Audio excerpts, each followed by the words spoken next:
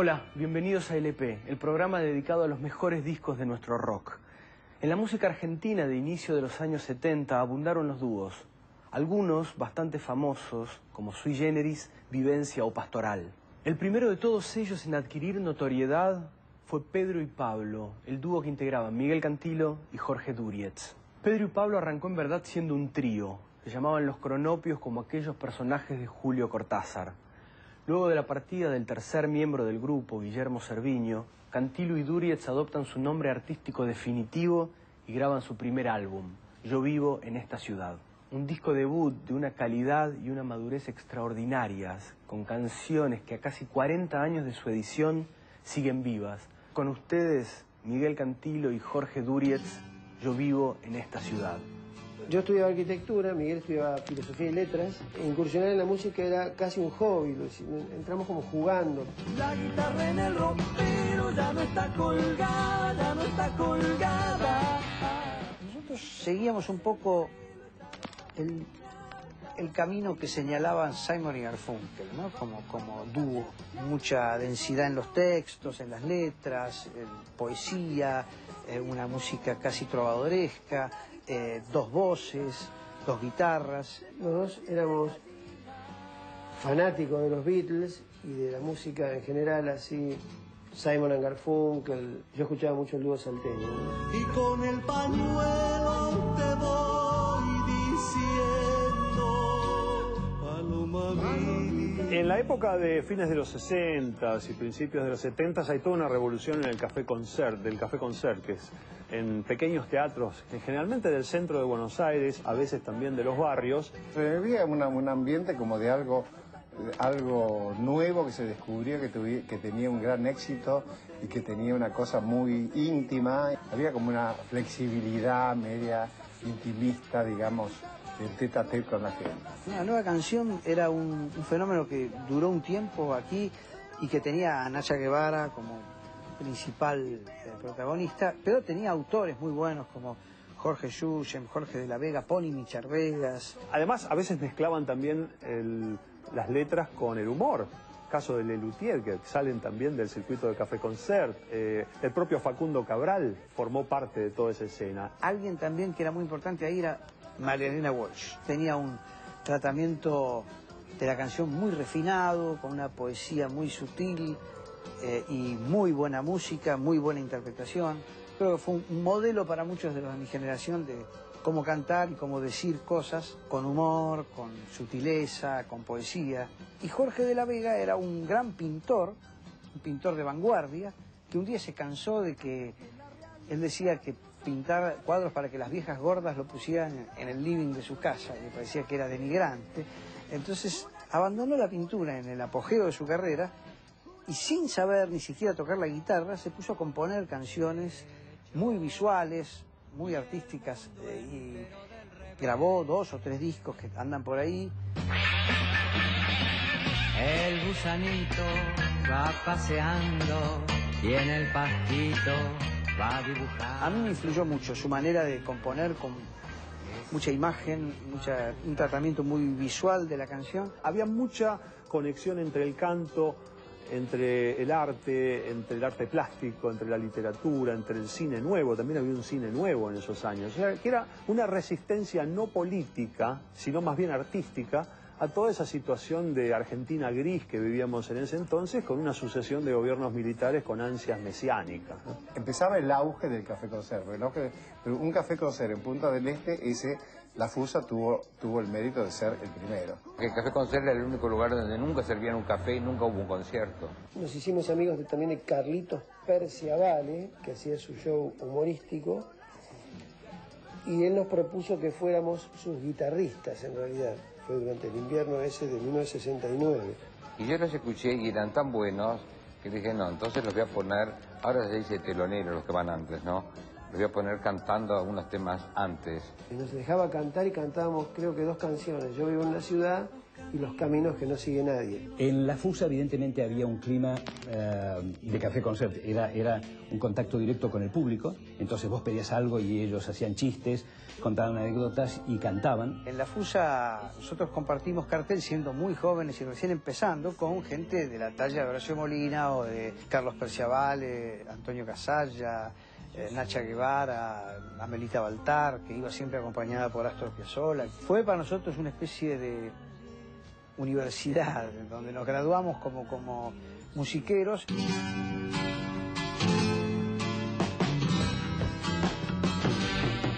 Horacio Molina los lleva a CBS Columbia y de la noche a la mañana firman. Yo estaba en esa época en CBS y había un productor llamado Francis Smith. Le dije, mira, tengo dos chicos que descubrí en Punta del Este que me gustaría que los oyeras porque para mí son un golazo. Y realmente fue una de las actitudes más nobles con las que yo me enfrenté en mi vida laboral, porque no siempre te encontrás con una persona que te estimula y además te tiende un puente hacia la profesionalidad, ¿no? Y te dice, me gusta lo que haces, los voy a presentar, y eso es lo que exactamente hizo. Lo llamé a Miguel, fueron a la cita y después me llamaron enloquecido que el tipo que a Smith les había gustado. Para ellos era increíble, porque realmente para un dúo de café concert que firma con en ese momento una de las empresas más importantes discográficas, pues era una maravilla. Después Miguel siempre, en varias oportunidades, y Jorge también, cada vez que hablan, dicen que yo soy su padrino artístico, cosa que me llena de orgullo. Por eso yo siempre estoy agradecido a Horacio hasta el punto de haberlo nombrado mi padrino artístico, aunque él, pues no sé si quiere o no, pero yo lo nombré igual. Francis nos escuchó, dijo, a ver muchachos, vengan, nos llevó al estudio, que era el estudio más grande que había en ese momento. No, Francis Smith yo lo conocía porque era el único músico y productor a la vez. Él tocaba la guitarra en los In, que era un grupo de covers, y era a la vez el productor del grupo. Y nos dijo, bueno, canten. Y nos aceptaron. La prueba consistió en sentarnos frente a un micrófono y cantar de chorro, no sé, las 20 y pico, 30 canciones que teníamos guardadas. No sé, el otro día de la semana nos dijeron, venga, vamos a grabar un tema. Grabamos Yo vivo en una ciudad. Salió a la venta en enero del 1970.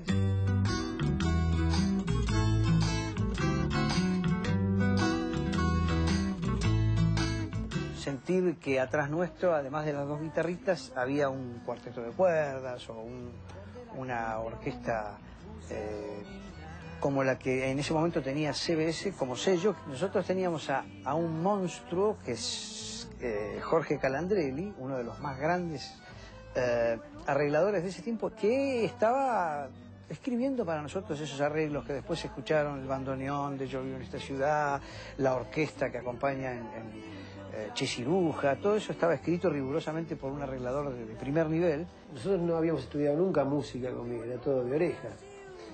Y para ellos éramos los orejeros, ¿entendés? Porque había como una cosa despectiva entre los músicos, no había que estudiar. En algunos temas yo le pasaba los yaites a Cacho Tirao, imagínate lo que era eso. Yo decía, ¿qué hago yo pasándole un yaite a Cacho Tirao?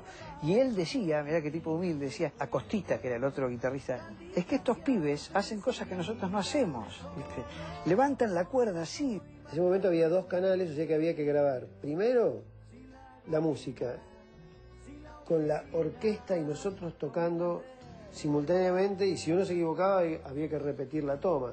Hay algunas cosas sí que resulta de las que yo todavía me quejo. Por ejemplo, al artista en CBS por una cuestión institucional no se lo dejaba entrar en lo que ellos llamaban la ecualización, que en realidad era la mezcla, ¿no? Y eso hizo que el disco, para mí, que el disco no fuera del todo la mezcla como yo hubiera querido, ¿no? Bueno, estos son los lugares donde nosotros los músicos elaboramos todo nuestro sonido. Todos estos potenciómetros dan los matices que son un poco la búsqueda de un músico. Un estudio de grabación significa mucho y nos sentimos muy cómodos dentro de él. La orquesta tocaba, generalmente eran tan profesionales que en 2 tomas se hacía todo, ¿no? Nosotros después solos cantábamos escuchando la banda. Después venía la puesta de las voces, que era toda una ceremonia con los micrófonos Neumann, que me acuerdo que me decían, muchachos, no hagan ningún ruidito porque esto agarra hasta la caída del alfiler. Yo me acuerdo que en aquella época cantaban aquello, yo vivo en una ciudad donde la gente aún usa gomina, donde la gente se va a la oficina sin un minuto de más. Y sin embargo yo quiero a esa gente tan distanciada entre sí, tan sola, porque no soy más que alguno de ellos, sin la gomina, sin la oficina, con ganas de renovar. Yo vivo en esta ciudad es una canción compuesta con acordes de bossa nova.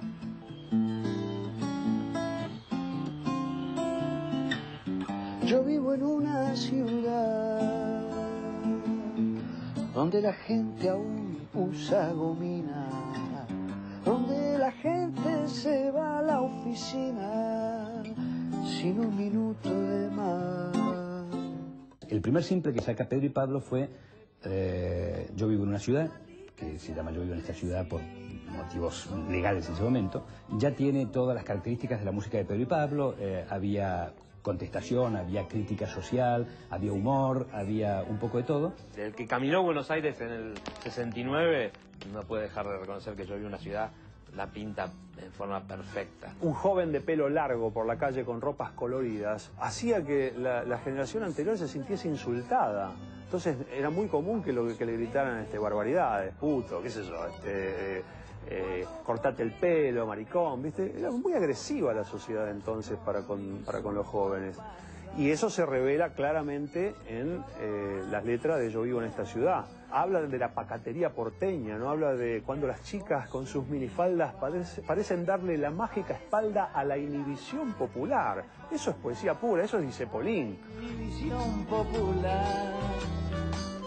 Yo adoro a mi ciudad. Yo adoro a mi ciudad, aunque me acuse de loco y de mersa, aunque guadañe mi pelo a la fuerza en un coafer de seccional, porque en ese momento la policía tenía facultades de agarrar a los pibes y cortarles el pelo, meterlos presos y cortarles el pelo. Imagínate la humillación que eso significaba. Pero además Cantilo dice, sin embargo, que adora a la ciudad a pesar de eso porque lo incita a la rebelión. O sea, toda esa cosa conservadora, esa cosa fundamentalista, esa cosa casi talibanesca que tenía el porteño de aquella época, lo incita a él a buscar una nueva forma, a movilizarse dentro de su generación para cambiar eso. Y eso es lo mágico del tema. Es uno de mis 5 temas preferidos del rock nacional, ¿no? Es una canción que fue el inicio de la relación entre el dúo y el público, pero que hasta el día de hoy es como elegida por la gente de una manera especial. Yo no viste como, te diría, no sé qué le ven. Francis O'Neill fue el que sugirió un bandoneón como instrumento diferente dentro de lo que se usaba normalmente para una canción que iba a ser popular, se suponía. Es un tango, digamos, un tango moderno, tiene toda la forma del tango en cuanto a la descripción melancólica de la ciudad, donde habla desde los oficios hasta la vida cotidiana y por supuesto mete la política como también la metía el tango. En ese momento, en los 70, era una postal, digamos, de cualquier ciudad, con las chicas en minifalda, los oficinistas, la policía que te perseguía. No era un tango para nada, pero sin embargo quedó bien el bandoneón, ¿no? Porque estaba en las calles de Buenos Aires, me parece. Estaba en las calles de Buenos Aires.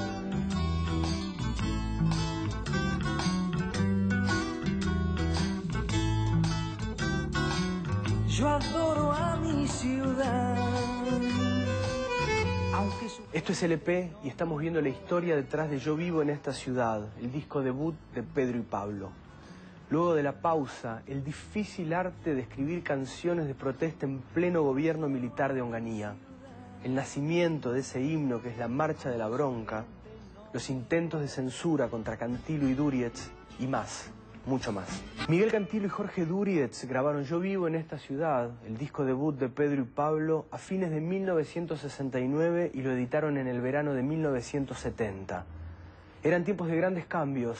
Estallaba el movimiento hippie, el hombre llegaba a la luna, la juventud salía a la calle, en París en el Mayo francés y en Estados Unidos en contra de la guerra de Vietnam.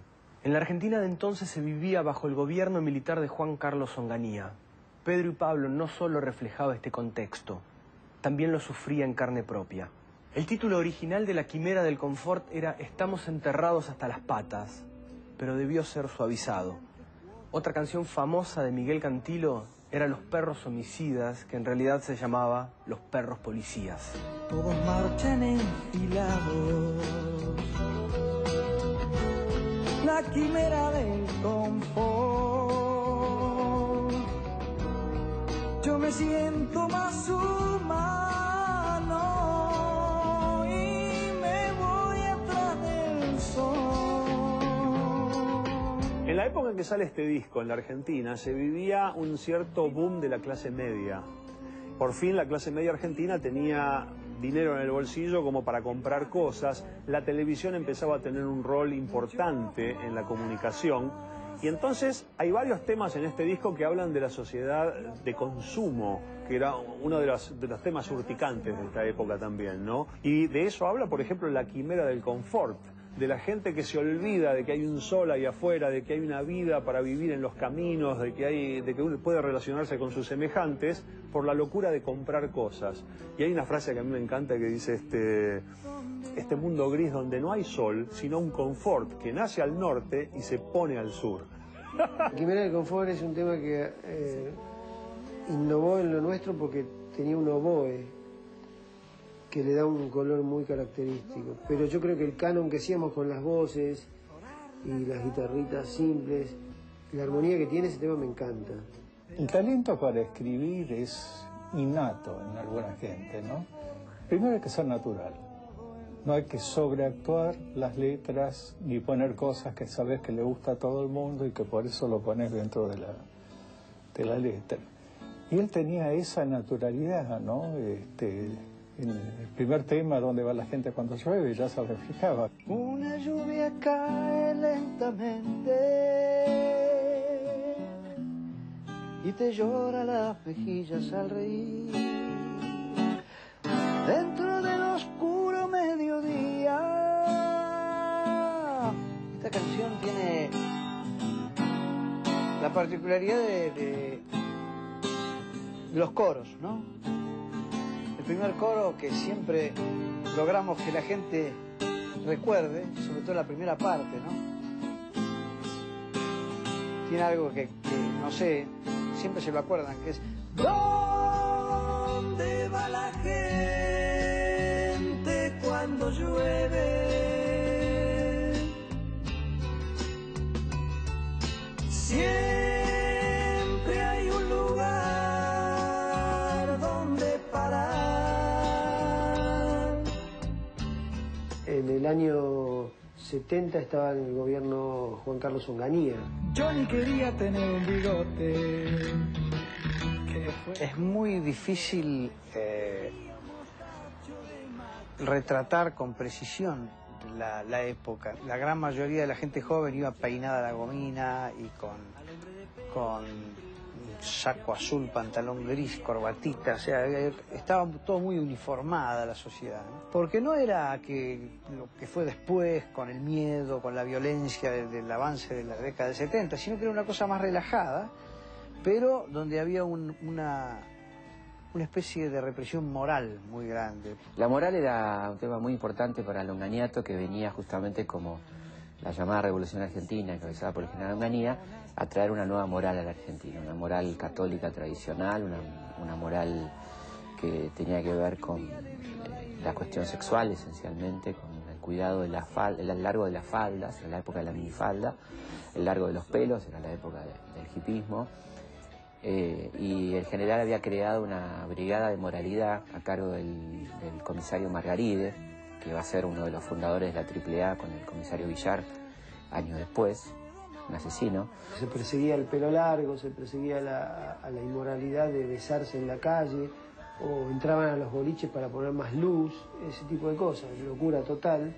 Los militares que estaban en el gobierno eran tremendamente religiosos, en el sentido más retrógrado y más preconciliar, como una palabra que se usaba mucho, y entonces todo era reprimir cualquier intento de renovación, de libertad, ya sea en la vestimenta o en las ideas. Pero había intersticios, como dice el poeta Leonard Cohen, había grietas de libertad donde la gente salía y se expresaba en la plástica, en el teatro, en la danza, en la música, y esas eran las válvulas de escape de la sociedad. Porque atravesas un tiempo de guitarra donde la verdad se canta con la mayoría, pero no melancolía. Johnny Bigote en realidad era la manera que uno buscaba de burlarse del poder. O sea, el poder que era, el poder era un militar con bigotes. No era solamente la Argentina, era como el modelo del militar con bigotes autoritario, con la gorra calada. Eso era una cosa que la sufríamos, la padecíamos. En ese momento estaba la revista Tía Vicenta, que era una revista que se burlaba mucho de todo esto de los políticos, y creó el personaje de la Foca, que también era el militar con bigotes, y la cerraron a la revista. O sea que había que buscar la manera de burlarse de los personajes, pero con la sutileza como para no ser censurado, como para que no lo entendieran ellos. Johnny Bigote, Johnny Bigote, Johnny Bigote,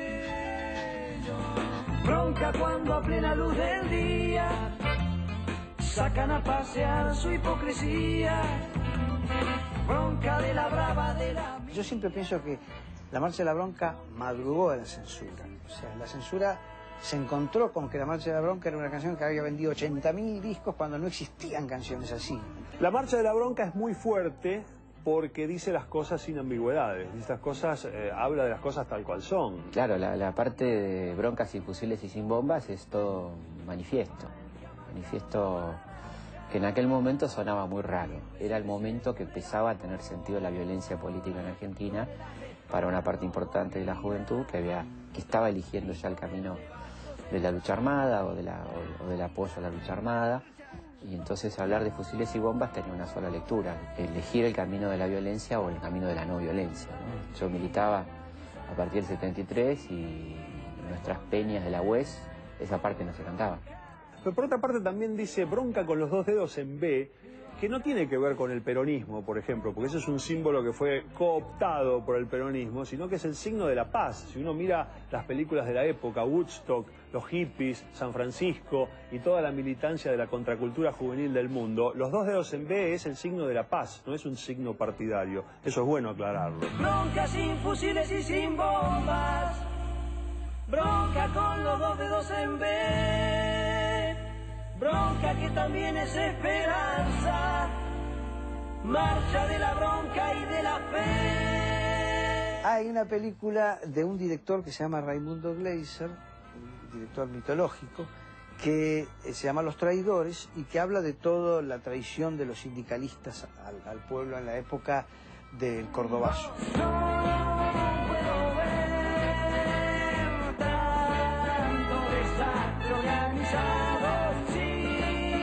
Hicieron un recital que pusieron un escenario con unos desodorantes atrás, porque era el sponsor, era una marca de desodorantes. Entonces estaban los desodorantes gigantes y adelante tocó Manal, tocó Box Day, y nosotros tocamos ahí por primera vez en vivo la Marcha de la Bronca, y la gente aplaudía en la mitad, entre estrofa y estrofa. Y a mí me pareció raro, que cuando me bajé estaba Facundo Cabral, y me dice, eso que pasa con esa canción no pasa nunca. Me dice, que la gente, sin conocerla, aplauda entre estrofa y estrofa. Ojo, me dice, Facundo siempre dice, ojo con esa canción, ojo. Si responde la voz ronca, de bronca, de bronca. La Marcha de la Bronca es el himno, es discepoliana, es tremenda. Este simple tiene más repercusión que todo lo anterior, entonces los de CBS nos piden al tiempo que grabemos otra Marcha de la Bronca. Miguel compone un tema que para mí fue el mejor que la Marcha de la Bronca, que era Pueblo Nuestro que estás en la tierra, que también sale como un simple y lo prohíben la difusión a la semana, ¿no? Porque era muy claro en su letra, muy directo, casi literal, aunque muy poético. a raíz de la Marcha de la Bronca y con el antecedente de Yo vivo en esta ciudad, el dúo se catalogó como algo de protesta, contestatario, sin existir un precedente, porque en ese momento no había cantantes de protesta, había canción política, si se quiere, había canto popular. Eran canciones, después se las fue llamando de protesta, no existían las canciones de protesta en ese momento.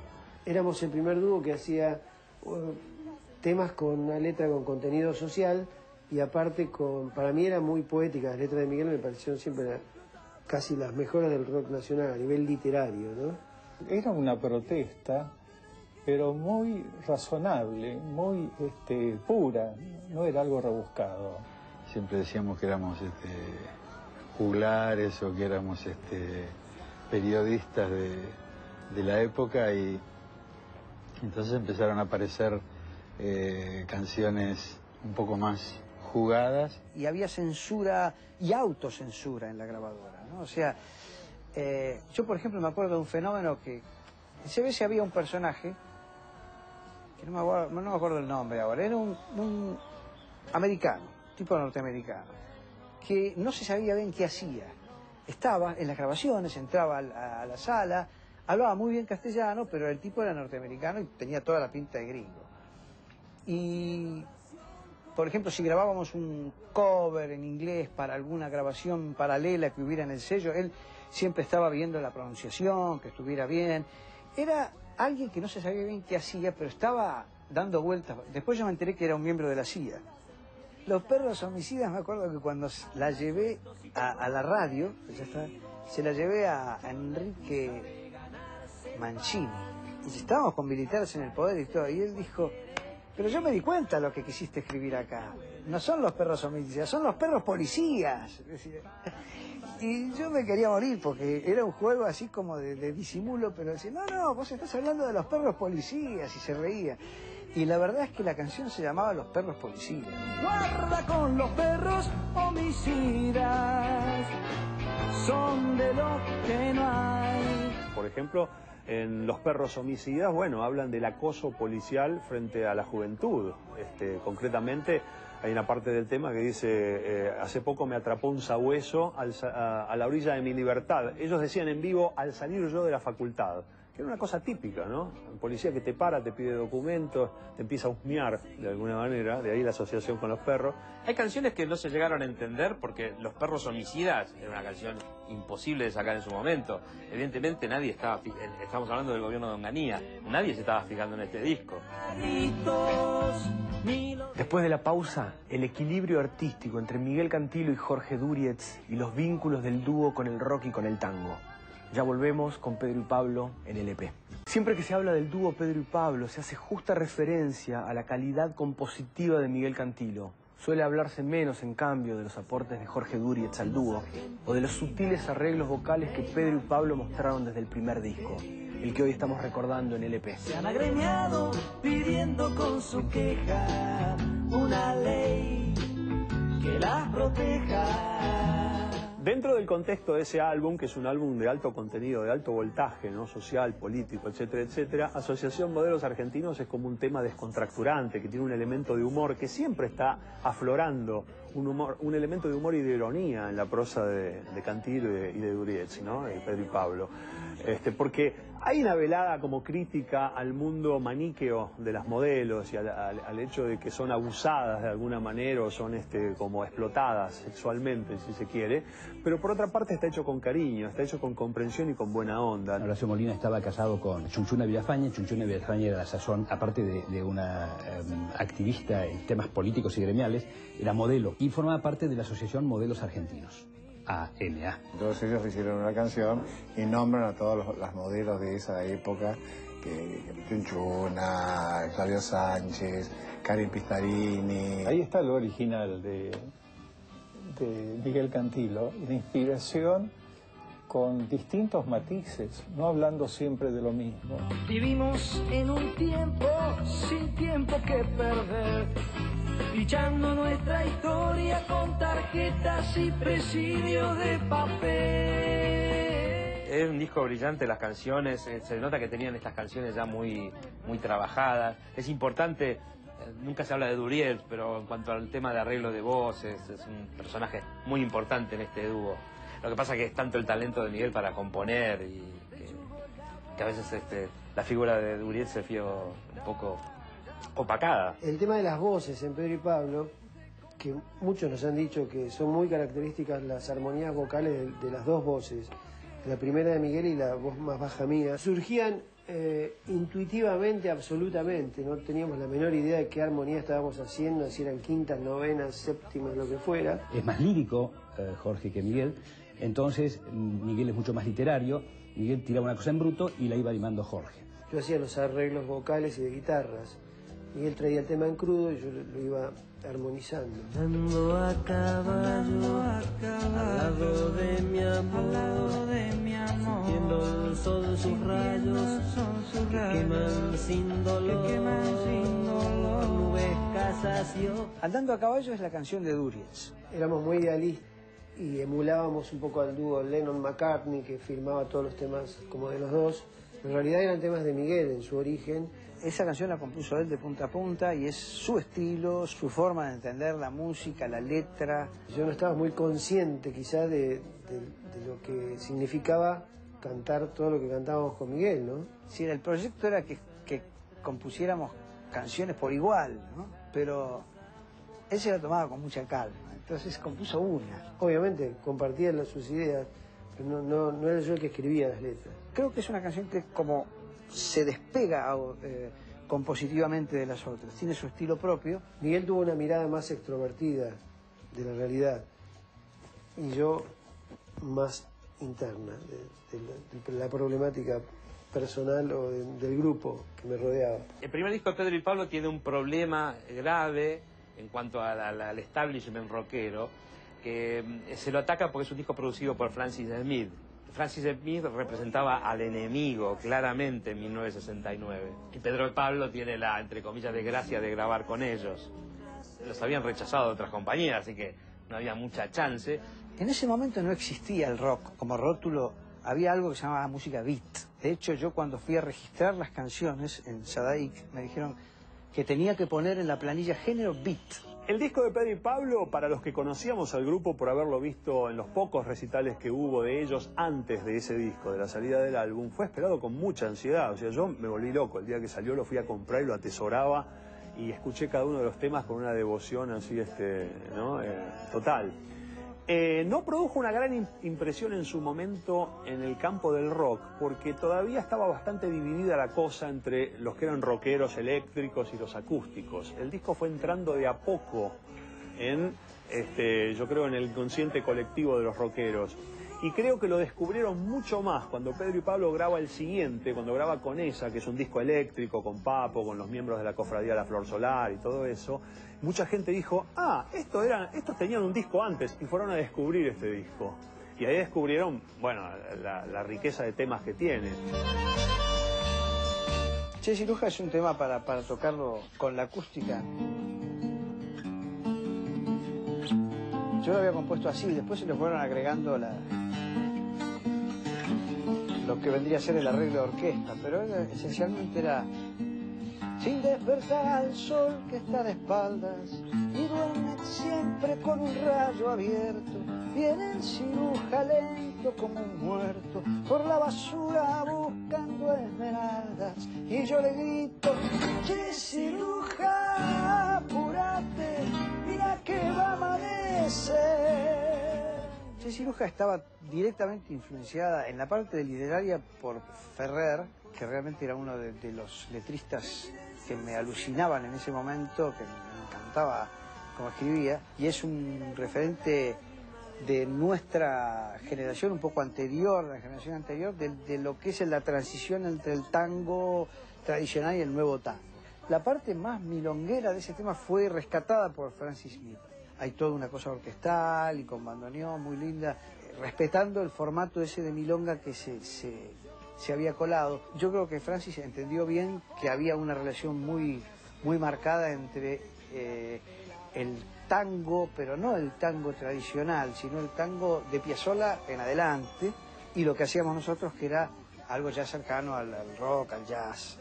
Y el aporte de Calandrelli es como que mejoró la identidad que tiene esas canciones. Es una identidad muy porteña, pero de esa época.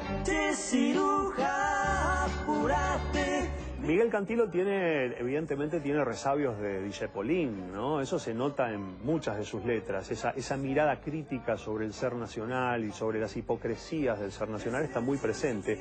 Y hay un tema en este primer álbum que es emblemático, como Che Ciruja, que es una oda al cartonero de aquel entonces, porque el cartonero no nació en los años 90 o en el siglo XXI, ¿viste? Ya había cartoneros en aquel momento.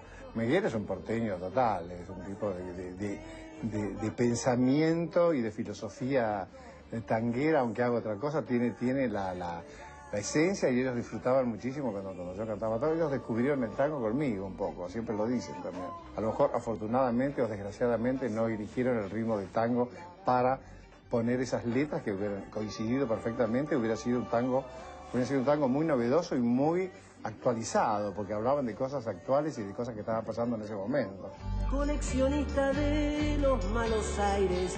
Coleccionista de los malos aires que Buenos Aires tira en un rellano. Tu contrabando de última mano es mi vergüenza y tu satisfacción. O sea, es denso lo que se dice. Por eso canto, Che Ciruja, perdóname. Esto es LP y estamos mostrando la historia detrás de Yo Vivo en esta Ciudad, el primer disco del dúo Pedro y Pablo. Cuando volvamos, el regreso triunfal de Miguel Cantilo y Jorge Durietz a principios de los 80 en plena dictadura militar. Soy Nicolás Pau. Tras la salida de Yo Vivo en esta Ciudad, el dúo se acercó más a la estética y a la ideología del rock.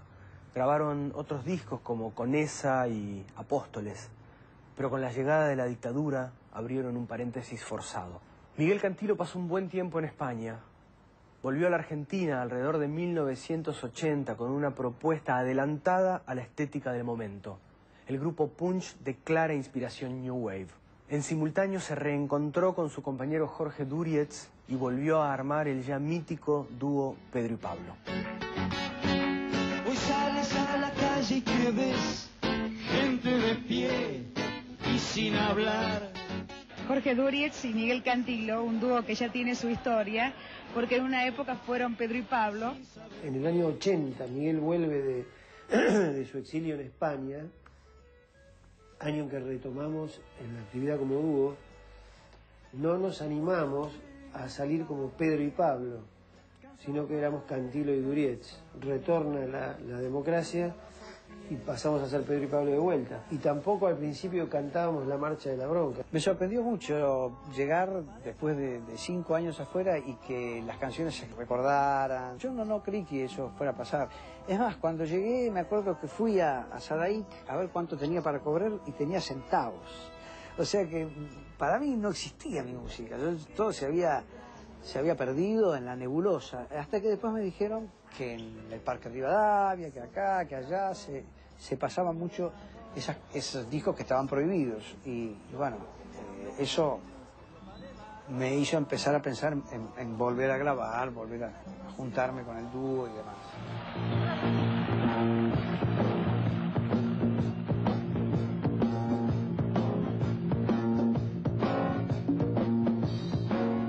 Claramente lo que encuentra la gente en Pedro y Pablo, en los recitales que se dan a partir del 82, en lo que ya se llamaba el rock nacional, digamos, es el himno que es la Marcha de la Bronca, que perfectamente cuadraba para ese momento, ¿no? Bronca cuando ríen satisfechos al haber comprado sus derechos. Bronca cuando se hacen moralistas. Y es una de las canciones más cantadas, digamos, que se vuelven a cantar con nuevo sentido en un momento de los mayores momentos de bronca de la historia argentina, sin ninguna duda, ¿no? Sí, la gran decepción de Malvinas y el destape total para aquellos que no se enteraron de lo que había sido la dictadura. Marcha, 1, 2, no puedo ver tanta mentira organizada sin responder la voz bronca de bronca. Esto es LP y esta fue la historia íntima detrás de Yo Vivo en esta Ciudad del dúo Pedro y Pablo. Nos despedimos, como siempre, con la elección de la canción favorita de cada uno de los protagonistas e invitados del programa de hoy. A mí la canción del disco que más me gusta es ¿Dónde va la gente cuando llueve? Espero que la hayan pasado bien, nos vemos en el próximo LP. Yo vivo en esta ciudad, es mi canción favorita, me parece que es una hermosa canción, poema. Yo vivo en una ciudad donde esa era una de mis preferidas.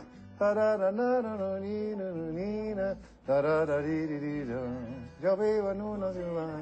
Yo vivo en esta ciudad, no hay una postal mejor del Buenos Aires. El que caminó Buenos Aires en el 69 no puede dejar de reconocer que yo vivo en una ciudad, la pinta en forma perfecta. Mi favorita es Che Ciruja, un disco perfecto. Yo creo que Donde va la gente cuando llueve es la que me encanta. ¿Dónde va la gente cuando llueve? La quimera del confort y Los caminos que no sigue nadie. ¿Dónde va la gente cuando llueve? Es el que me gusta más cantar, el que me gusta más lo que pasa con la gente. Esa gama de temas es el que tiene más mérito, para mí más méritos compositivos. ¿Dónde van? ¿Dónde van? ¿Dónde van? ¿Dónde van? ¿Dónde van? ¿Dónde van? Es algo como que me recuerda a veces a lo que pasa con el final de Hey Jude, porque cuando lo cantamos siempre la gente se acuerda.